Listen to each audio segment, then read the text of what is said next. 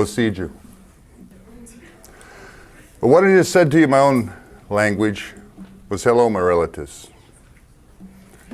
In English,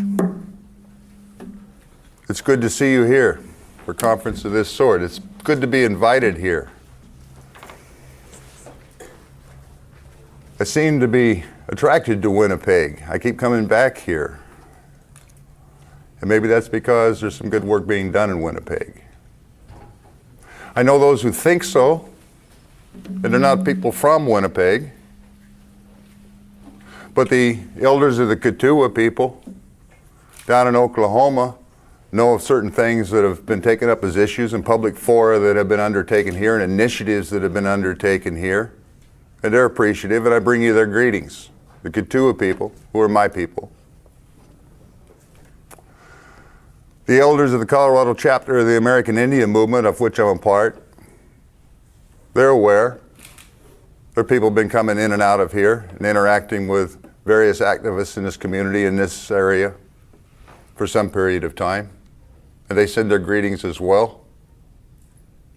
And because of a delegation that visited him in Leavenworth Prison not that long ago that included Elder Fred Kelly from this community, Leonard Peltier, Gwarthy Las, he's aware of the consciousness and the activity that occurs in Winnipeg, and he sends his greetings as well. And we'll probably come back to Leonard a bit later. But the notion of police and prisons and how they relate to white supremacy, I guess in a way, I can simply say intimately and sit down, because the structure of white supremacy ultimately is contingent upon the function of police and prisons. And to understand that, we need to back up a little bit in time. I don't know how many Foucauldian scholars we have out there, but Michel Foucault put out a book some time back that's been very influential in shaping consciousness and the understanding of the nature, the function, primarily of prisons, but also of police in society. We look around today with the proliferation of prisons, the proportion of the population in the so-called free world of North America that's lodged behind bars in an ever-expanding penal archipelago, and we think it's been that way forever. It's getting bigger, but it's always been that way, and the fact of the matter is that it has not. Foucault proceeds by a way of a Nietzschean method of historical genealogy. He looks at something that he considers to be an emblematic problem, a dysfunction in society, and traces that particular phenomena back in time to the point where it finds its inception. And at that point of inception, you can understand both its propulsive purpose on the one hand and what you might do or what you would need to do, what you would need to undertake as a strategy and a consciousness, a set of understandings to undo that which is wrong. So he traces back prisons, and we find that prisons really come into being at the very end of the 18th century. They don't really take hold and begin to expand until the 19th century. Now that's significant, and the reason it's significant is because it coincides with the emergence of a structure of social and political and economic organization that is the modern state. It's not that the state came into being as such at that relatively recent juncture, but the notion that you could vest on the basis of an appearance of a popular acclamation, that is a government of, by, and for the people, an absolute power and essential authority of the state is a concomitant.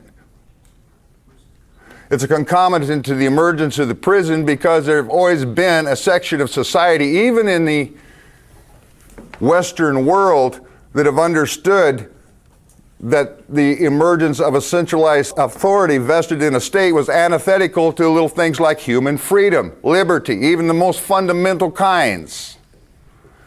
And as a consequence, it became necessary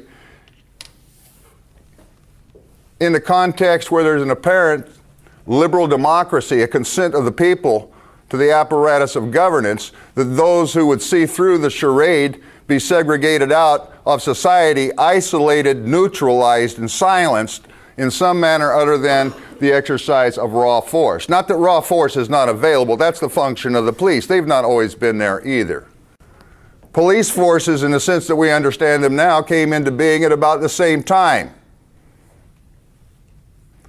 Now, within this dynamic that becomes a centralization of the state, you find two very prominent features. By no means all, but we're not going to get into it, some sort of an exhaustive political analysis of the nature and structure of the state.